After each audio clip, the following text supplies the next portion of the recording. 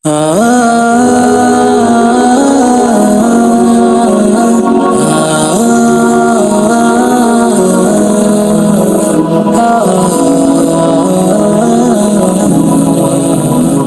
شب کی فضیلت یہ ہے کہ حضور ختمی المرتبت صلی اللہ علیہ وآلہ وسلم نے ارشاد فرمایا کہ اللہ رب العالمین اس شب میں بنو کلب کی بکریوں کے بالوں کے برابر میری امت کے گناہ گاروں کو جہنم سے آزادی کی سند عطا فرماتا ہے۔ حضور اکرم صلی اللہ علیہ وسلم کی یہ حدیث موجود ہے، کتاب کا نام شعب الایمان ہے، اس میں حضور اکرم صلی اللہ علیہ وسلم نے ارشاد فرمایا ان اللہ تعالی فیہا عتقا من النار بعدد شعر غنم بنی کلب او کما قال، فرمایا بے شک اللہ تعالی کے دربار سے مسلمانوں کو جہنم سے آزادی کے پروانے شب برات میں اتنی تعداد میں ملتے ہیں جتنے کہ بنی کلب کی بکریوں کے بالوں کی مقدار ہے، تعداد ہے۔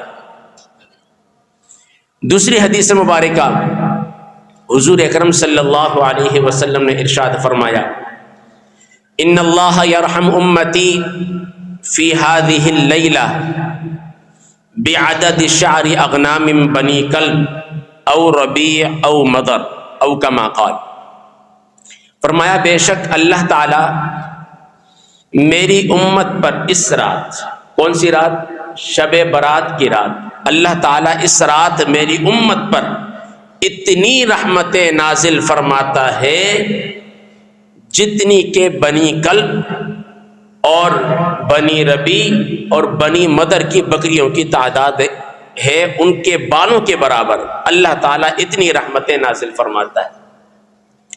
تیسری حدیث مبارکہ حضور اکرم صلی اللہ علیہ وسلم نے ارشاد فرمایا، یہ حدیث مبارکہ ترمذی شریف کے اندر موجود ہے، فرمایا ان اللہ تعالی ینزل لیلۃ النصف من شعبان الی السماء الدنیا فیغفر لأکثر من عدد شعر غنم بنی کلب او کما قال، فرمایا اللہ رب العالمین شعبان کی 15ویں شب کو آسمان دنیا کی طرف تجلی خاص فرماتا ہے اپنی شان کے مطابق،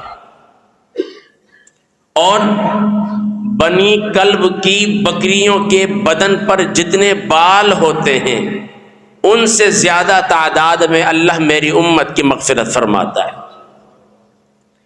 اب محدثین نے یہاں پر لکھا بنی کلب کا قبیلہ ہو یا قبیلہ بنو ربی ہو یا قبیلہ بنو مدر ہو، محدثین نے لکھا ہے کہ یہاں پر ہر ایک قبیلے والے کے پاس جو بکریوں کا ریوڑ تھا، ہر ایک کے پاس ایک بکری کے ریوڑوں کی تعداد میں 30,000 بکریاں موجود تھیں۔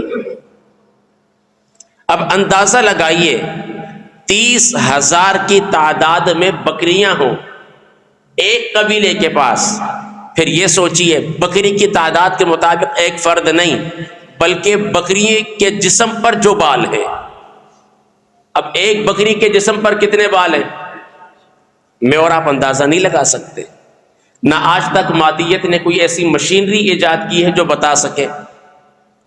تو اللہ رب العالمین کی رحمت اس شب میں چھم چھم برستی ہے، کس پر؟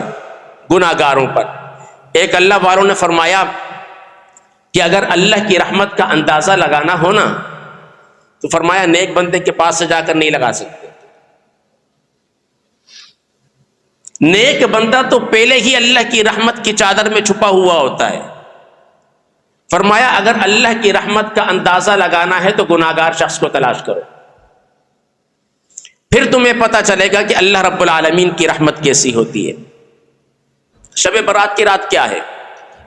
یاد رکھیں اللہ رب العالمین اس میں سالانہ بجٹ تیار کرتا ہے، اور یہ بجٹ جو ہے اللہ رب العالمین مدبرات امر کو دے دیتا ہے۔ مدبرات امر کون ہے؟ 4 مشہور فرشتے، فالمدبرات امرا قرآن بھی کہتا ہے، ان کے سپرد فرما دیتا ہے پورے سال کے فیصلے۔ حالانکہ جب ہم ماں کے شکم میں تھے اللہ رب العالمین نے آپ کی اور میری تقدیر لکھ دی، تو اب کون سے فیصلے ہوتے؟ اب کون سے فیصلے ہوتے؟ تو اس پر علماء کرام نے، مفسرین نے لکھا کہ اس میں سال بھر کا بجٹ مدبرات امر کے حوالے کر دیا جاتا ہے کہ اب کس کو کتنی روزی دینی ہے، کس کی کتنی روزی تنگ کرنی ہے، کس کو مشکلات اور مصائب کے اندر ڈالنا ہے، کس کو مشکلات اور مصائب سے باہر نکالنا ہے، کس کو گناہوں کے دلدل سے نکال کر نیکیوں کے دریاؤں میں غوطہ زن کرنا ہے، اور کس کو مال اور دولت کی ریل پیل دینی ہے، کس سے مال اور دولت کی ریل پین کو چھیننا ہے، اور کس کو قلبی سکون دینا ہے، اور کس کو قلبی بے چینی دینی ہے، اور یہاں تک کہ کس نے کون کون سے ممالک میں کتنی بار سفر کرنے ہیں، اور یہاں تک کہ کس کی اس سال حج بیت اللہ کی حاضری ہوگی اور عمرہ شریف کی حاضری ہوگی، یہ سارے فیصلے ہو جاتے ہیں۔ اب ہم زندگی اور موت کے فیصلے بھی اسی شب میں ہوتے ہیں۔ آپ کے ساتھ میرے ساتھ کتنے ایسے ساتھی تھے، کتنے ایسے دوست تھے، کتنے ایسے رفیق تھے، کتنے ایسے رشتہ دار تھے جن سے میں اور آپ شادیوں میں ملے، کسی نہ کسی تقریب میں ملے، اور تو اور جمعے کی نماز میں اس مسجد میں آپ کے ساتھ کاندھے سے کاندھا ملا کر کھڑے ہوتے تھے، لیکن اب وہ منو مٹی تلے ہیں۔ یہ اللہ رب العالمین یہ تمام فیصلے، یہ بجٹ فرشتوں کو دے دیتا ہے۔ اب سوچئے گا، جب میرا اور آپ کا نامہ اعمال لپیٹا جا رہا ہوگا، میں نے پچھلے جمعے بھی بتایا تھا کہ شعبان المعظم عرشیوں کا سال کا آخری مہینہ ہے، عرشیوں کے سال کا آخری مہینہ ہے، اور پہلا مہینہ کون سا ہے؟ رمضان، اور ہمارا پہلا مہینہ کون سا ہے؟ علماء نے لکھا کہ یہاں پر جو فیصلے کرنے کی رات مراد دی گئی ہے، اس سے مراد یہی ہے کہ عرشی نظام فرشی نظام سے جدا گانا ہے۔ آپ اور ہم پورے سال کا بجٹ نکالتے ہیں، ہاں بھائی بتاؤ کمپنی کو نقصان کتنا ہوا، فائدہ کتنا ہوا، یہ فرشتے لپیٹ کے لے کے جاتے ہیں۔ اللہ فرماتا ہے ہاں بھائی بتاؤ میرے بندے نے کیا کیا۔ حضرت عمر رضی اللہ تعالیٰ عنہ کے بارے میں آتا ہے کہ آپ جب امیر بنے، خلیفہ بنے، آپ کی دور کے اندر ایک گانا گانے والا گویہ تھا، بڑے گانے گاتا تھا۔ حضرت عمر رضی اللہ تعالیٰ عنہ نے اس کو ایک دو بار منع فرمایا، لیکن وہ باز نہیں آیا۔ اس نے کہا کہ میری روٹی روزی کا سلسلہ ہے، لیکن چھپ چھپ کر، حضرت عمر سے چھپ کر بھی وہ یہ کام کرتا رہتا تھا۔ ایک دن کیا ہوا، اب جب وہ بوڑھا ہو گیا اور یہاں تک کہ اس کی آواز میں وہ سوز نہیں رہا، وہ درد نہیں رہا، اور یہاں تک کہ منہ میں دانت بھی سلامت نہیں رہے، آواز بھی ختم ہو گئی، جنت البقیع کے قبرستان میں گیا۔ یا اللہ جب تک میں جوان تھا سارے مجھے سنتے تھے، یا اللہ جب تک میری آواز میں درد تھا سارے میری آواز کو سنتے تھے، بیتاب رہتے تھے، ان کی دل کی تسکین کا سامان میری آواز ہوا کرتی تھی۔ اب بوڑھا ہو گیا، اب میری آواز کو کوئی نہیں سنتا، کیا تو میری آواز کو سنے گا؟ کیا تو میری آواز کو سنے گا؟ اللہ اکبر۔ اللہ رب العالمین نے حضرت عمر رضی اللہ تعالی عنہ کی طرف یہ پیغام بھیجا، القاء ہوا یہ پیغام کہ عمر جاؤ، جنت البقیع کے اندر ہمارا ایک بندہ مدد چاہ رہا ہے، جاؤ تم ذرا اس کی مدد کرو۔ حضرت عمر رضی اللہ تعالی عنہ جب گئے جنت البقیع کے اندر، جب پہنچے تو اس شخص نے حضرت عمر کو دیکھا تو دوڑ لگانے لگا۔ حضرت عمر نے فرمایا ٹھہرو، کہاں جا رہے ہو؟ اس نے کہا نہیں مجھے آپ سے ڈر لگتا ہے۔ حضرت عمر رضی اللہ تعالی عنہ کی آواز پر وہ شخص رکا، فرمایا کیا ہوا، اب آپ مجھے مارنا چاہیں گے؟ فرمایا نہیں۔ فرمایا کیوں آئے ہو؟ کہا میں آیا نہیں ہوں، میں بھیجا گیا ہوں۔ میں آیا نہیں ہوں، میں بھیجا گیا ہوں۔ پوچھا کس نے بھیجا؟ کہا جس سے تم نے کچھ لمحے پہلے لو لگائی تھی، کچھ لمحے پہلے لو لگائی تھی، اس نے مجھے تمہارے پاس بھیجا ہے۔ حضرت عمر رضی اللہ تعالیٰ عنہ ارشاد فرماتے ہیں میں نے اس شخص کی طرف دیکھا، اس نے جب میرا یہ جواب سنا تو رو پڑا۔ اس نے کہا یا اللہ تو اتنا جلدی سنتا ہے؟ یا اللہ تو نے یہ بھی نہیں دیکھا کہ میں عمر کے اس حد پر پہنچ گیا ہوں کہ اب میرے وجود میں طاقت نہیں، اب میرے منہ میں دانت سلامت نہیں، میں کوئی گناہ کرنے کی طاقت بھی نہیں رکھتا۔ حضرت عمر فرماتے ہیں کہ جب اس نے یہ لفظ زبان سے ادا کی اس کی روح پرواز کر گئی۔ اب آپ سوچیں نا، میں اور آپ اللہ کی کتنی نعمتیں کھاتے ہیں، اور نعمتیں کھانے کے بعد اللہ رب العالمین میرے کو اور آپ کو جو طاقت، قوت، ہمت عطا فرماتا ہے، اس طاقت، ہمت، قوت کو میں اور آپ کہاں صرف کرتے ہیں؟ کبھی سوچا؟ میں اور آپ تو اللہ کی بڑی نافرمانیاں کرتے ہیں، لیکن ایک بات یاد رکھیں، اللہ بڑا مہربان ہے، بہت مہربان ہے۔ اب آپ سوچیں نا، میرے کو اور آپ کو اللہ رب العالمین دنیا کی کتنی نعمتیں دسترخوان پر عطا فرما رہا ہے، اس کے باوجود میں اور آپ گناہ کرتے ہیں، اس کے باوجود میں اور آپ توبہ نہیں کرتے۔ یاد رکھیے گا، اللہ رب العالمین، حضرت رابعہ بصریہ سے پوچھا گیا کہ کیا آپ یہ بتائیں کہ انسان جب توبہ کرتا ہے تو انسان کی توبہ قبول ہو جاتی ہے؟ آپ نے ارشاد فرمایا، انسان اس وقت تک توبہ کر ہی نہیں سکتا جب تک اللہ توفیق نہ دے۔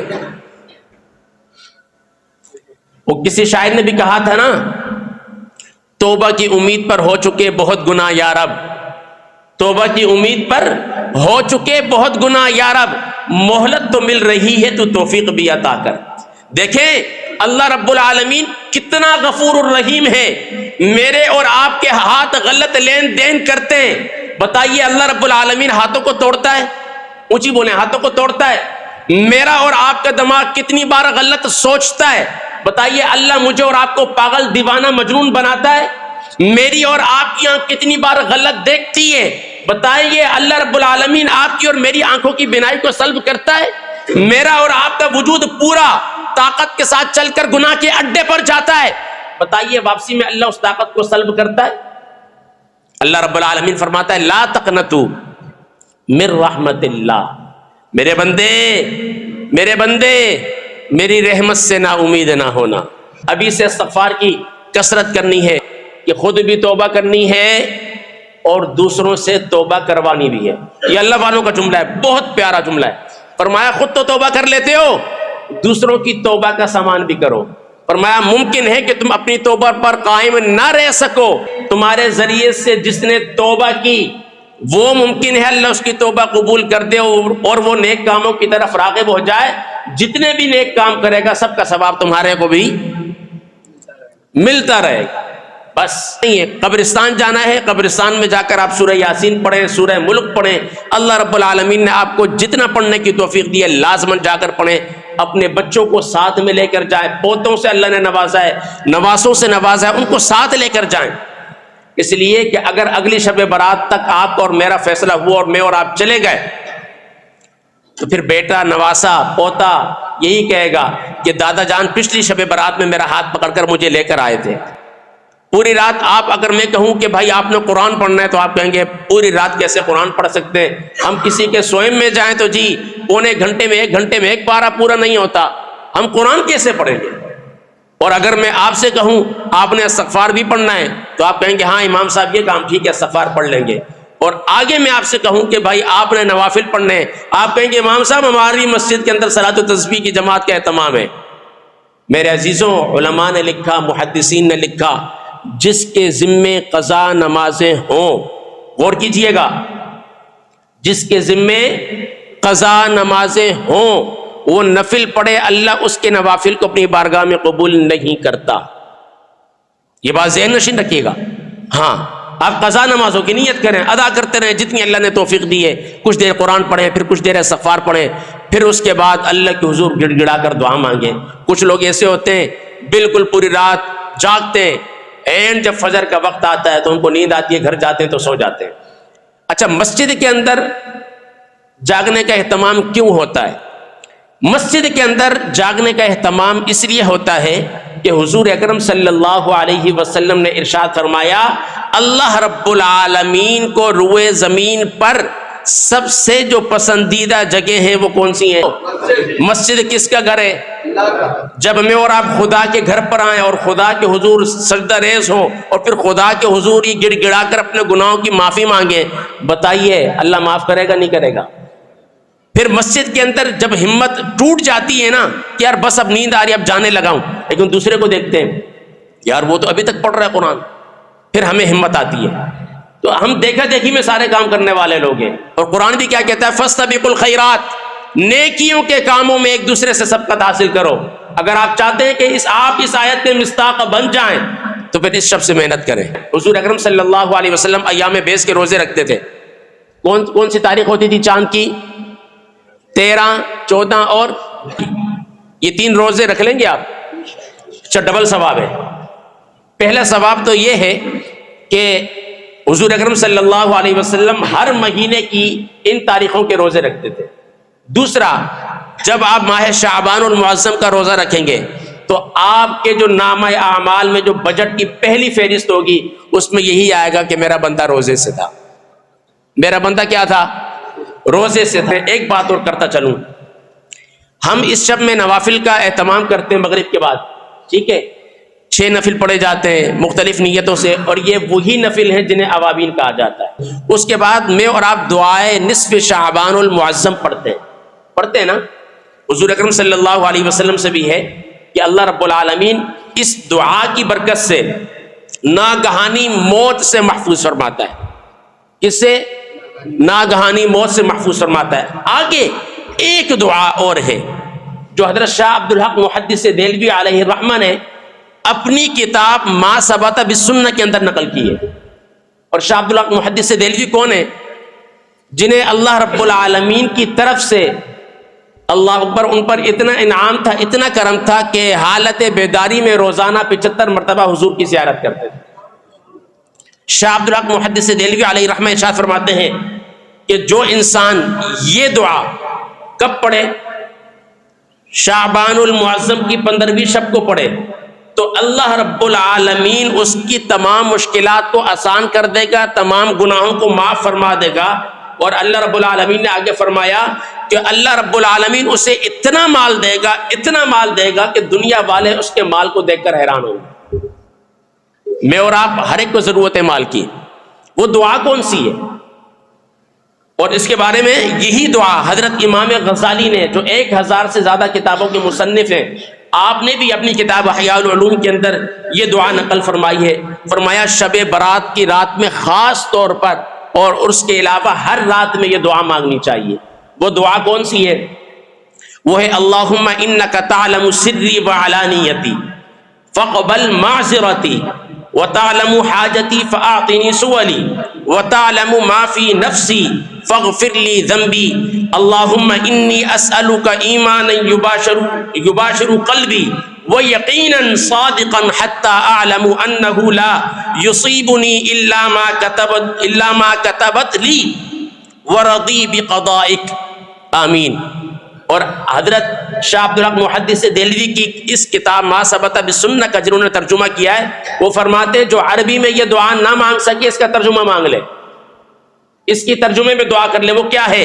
اے اللہ تو میرے ظاہر و باطن کو جانتا ہے، تو میرا ہر عذر قبول فرما۔ اے اللہ تو میری حاجتوں کو جانتا ہے، اسے تو میری ہر حاجت کو پورا فرما۔ اے اللہ تو میری دلی مرادوں سے واقف ہے، تو میری تمام دلی مرادوں کو پورا فرما اور میرے تمام گناہوں کو معاف فرما۔ اے اللہ میں تجھ سے اس ایمان کا طلبگار ہوں جو دل کو طاقت دے، اس ایمان کا طلبگار ہوں جو دل کو طاقت دے۔ اور پھر آگے فرمایا جو سچا یقین عطا کرے اور جس کے ذریعے مجھے یقین کامل نصیب ہو جائے، مجھے وہی ملے گا جو تو نے لکھ دیا ہے۔ اے اللہ تو مجھے اپنی قضا پر راضی رکھ۔ کتنی بہترین دعا ہے، کوئی مشکل نہیں ہے۔ جہاں پر آپ دعاؤں کا اہتمام کریں گے وہاں پر یہ دعا بھی